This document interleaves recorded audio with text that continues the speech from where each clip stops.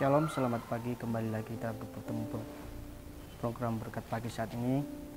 Ialah berkat pagi saat ini kita akan menjadi kekuatan, menjadi penolong dalam kehidupan kita.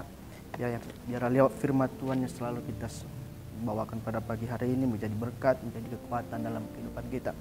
Mari kita buka kitab kita dalam Mikha 5 ayat 1 sampai ke 4b. Saya akan membacakannya kepada kita. Judulnya perikopnya Raja Mesias dan Penyelamatan Israel. Tetapi engkau, hai Bethlehem Efrata, hai yang terkecil di antara kaum Yehuda, daripadamu akan bangkit bagiku seorang yang akan memerintah Israel. Akan permulaannya sudah sejak purbakala, sejak dahulu kala. Sebab ia akan membiarkan mereka sampai waktu perempuan yang akan melahirkan telah melahirkan, lalu selebihnya dari saudara-saudaranya akan kembali kepada orang Israel. Maka ia akan bertindak, akan mengembalakan mereka dan dalam kekuatan Tuhan dan kemegahan nama Tuhan Allahnya. Mereka akan tinggal tetap dan segera mereka akan tinggal tetap, sebab sekarang ia menjadi besar sampai ke ujung bumi dan ia menjadi damai sejahtera. Bapak Ibu yang diberkati, dalam ayat ini yang kita bacakan ini adalah nubuat tentang kelahiran Yesus Kristus. Dalam ayat yang kita baca tadi ini berbicara bagaimana nanti akan datang seorang raja yang menyelamatkan bangsa Israel. Ini adalah nubuatan Nabi Mikha kepada jemaat, kepada bangsa Yehuda pada waktu itu. Tapi Mikha menyampaikan bahwa akan ada seorang raja yang akan penyelamatan dalam kehidupan mereka, bukan hanya kepada bangsa Israel dan kepada juga kita semua. Sehingga dalam ayat 4 yang terakhir berbicara, sebab sekarang ia menjadi besar sampai ke ujung bumi. Kita perhatikan sampai sekarang, sampai seluruh bumi akan menyaksikan bagaimana pengorbanan Tuhan Yesus dalam kehidupan kita. Mari kita buka dalam Yesaya. Itu juga bicara tentang nubuatan kelahiran Yesus. Yesaya 7 ayat 14.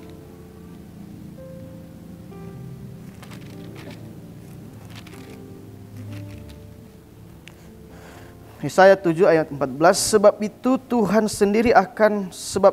sendirilah yang akan memberikan kepadamu sesuatu tanda. Sesungguhnya seorang perempuan akan mengandung dan akan melahirkan seorang anak laki-laki, dan ia akan menamakan dia Immanuel. Lanjut kepada Yesaya 9 ayat 1 sampai 2. Bangsa yang akan berjalan dalam kegelapan, yang telah Yesaya 9 ayat yang kelima. Sebab seorang anak yang telah lahir untuk kita, seorang putra yang telah diberikan untuk kita, lambang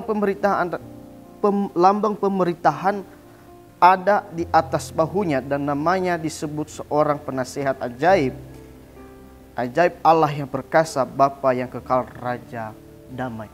Sini bahwa nubuatan tentang bagaimana nubuatan kelahiran Yesus, kedatangan Yesus kedua dalam dunia ini, kelahirannya untuk membebaskan umat-umatnya dalam belenggu-belenggu dosa, untuk memberikan kelegaan kepada bangsa-bangsa Israel pada waktu itu.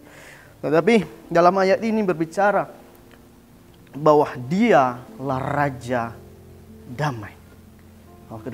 Kelahiran Yesus di dunia ini adalah untuk memberikan kedamaian kepada kita, untuk membebaskan kita dari kutuk-kutuk dosa, untuk membebaskan kita dari setiap belenggu-belenggu dosa, sehingga kita menjadi pengikutnya. Kalau kita perhatikan kembali kepada Yesaya 9 dalam 9 ayat 1 sampai ke 2, bagaimana berbicara kedatangan Tuhan Yesus itu dalam bangsa yang berjalan di dalam kegelapan telah melihat terang yang besar.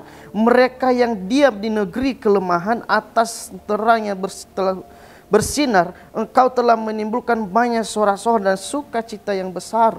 Mereka telah bersukacita di hadapanmu seperti sukacita di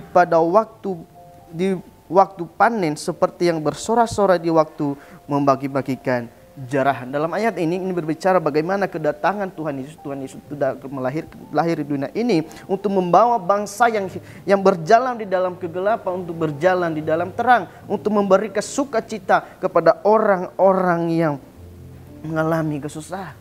Sehingga dalam ayat yang dalam Yesaya ini berbicara kedatangan kelahiran Tuhan Yesus itu adalah untuk membawa bangsa-bangsa yang hidup di dalam kegelapan menjadi hidup yang terang. Mari Bapak Ibu yang diberkati, mari kita terus hidup di dalam Tuhan. Karena di dalam hidup Tuhan itu ada sukacita, ada kedamaian. Mari kita bukan dalam Lukas 1 ayat yang Lukas 1 ayat yang ke-77 sampai yang ke-78, saya akan membacanya. Untuk memberitahukan kepada umatnya, untuk memberitahukan kepada umatnya pengertian dan akan keselamatan yang akan berdasarkan pengampunan dosa-dosa mereka oleh rahmat dan belas kasihan dari Allah kita, dan dengan mana ia akan melewati kita surya dan pada pagi dari tempat yang tinggi, untuk menyinari mereka yang diam dalam kegelapan dan dalam naungan maut, untuk mengerahkan kaki kita kepada jalan damai sejahtera. Kelahiran Tuhan Yesus adalah memberikan keselamatan kepada kita, untuk membebaskan kita dalam hidup pengampunan dalam dosa. Kita tahu bahwa kalau kita perhatikan dalam Kejadian bagaimana kejatuhan manusia di dalam dosa, tetapi Yesus datang ke dunia untuk mengampuni dosa-dosa kita, untuk menebus dosa-dosa kita. Berarti Tuhan itu sayang kepada kita. Seberapapun yang kita saat ini sudah menjauh kepada Tuhan, mari Bapak Ibu yang berkati, kembali kepada jalannya Tuhan. Mungkin banyak masalah yang kita hadapi, mungkin banyak masalah yang kita hadapi, tetapi jangan pernah menjauh kepada Yesus. Yesus adalah satu-satunya yang sanggup memberikan kepada kita kekuatan, kelegaan dalam kehidupan kita. Kalau kita perhatikan dalam Lukas ini tadi, adalah berbicara keselamatan dan pengampunan dosa-dosa kita, untuk memberikan kepada kita damai sejahtera. Mari Bapak Ibu yang diberkati. Mungkin banyak tantangan yang kita hadapi, percaya ada Yesus yang selalu bersama kita.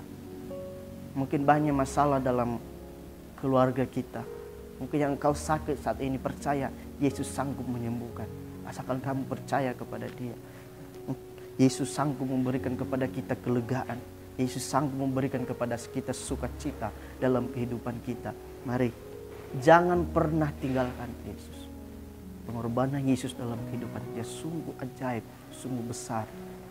Tapi mari Bapak Ibu, ketika kita percaya kepada Tuhan, ketika kita percaya kepada Yesus, Yesus ada bersama-sama dengan kita.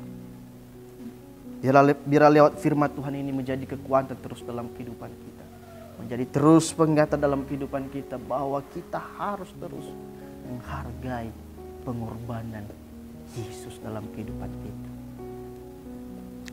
Demikianlah firman Tuhan yang akan saya sampaikan kepada kita pagi ini. Immanuel, Allah beserta kita.